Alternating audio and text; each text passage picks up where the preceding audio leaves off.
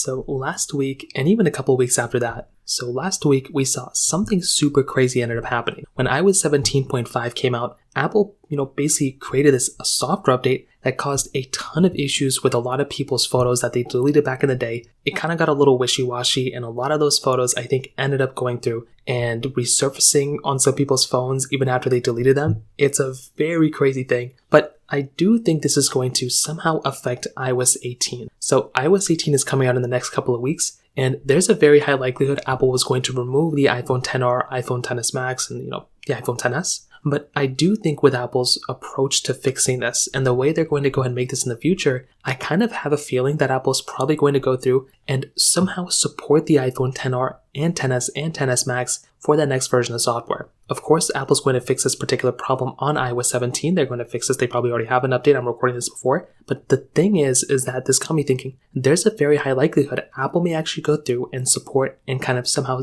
keep producing the iPhone XR, XS, and XS Max with software updates on iOS 18. Now, we saw kind of this leak that they made last year as well, or last week, that was basically stating, hey, this iOS 18 version is going to bring a lot of accessibility features, things like eye tracking, I think, motion sickness, and a lot of other things too. I think based off those things, Apple's probably going to create that particular feature set for newer iPhones. So I don't think that's going to be every iPhone on iOS 18. I think that's going to be specifically for certain iPhones that, maybe like the iPhone 13 or above, certain iPhones that have that particular chipset. I think that's the approach Apple's going to end up making, because I just don't see how they would go ahead and support those particular features on all iPhones. But even if they decided to do that, all iPhones or no iPhones, this is the thing. I'm pretty sure there's a very high likelihood Apple is going to go through and somehow make this particular iPhone version for all iPhones on iOS 17, because there's just so much weirdness going on with their particular updates. I think they have, they're under pressure now because this whole entire photo scandal. I think they're under pressure with some iPhones,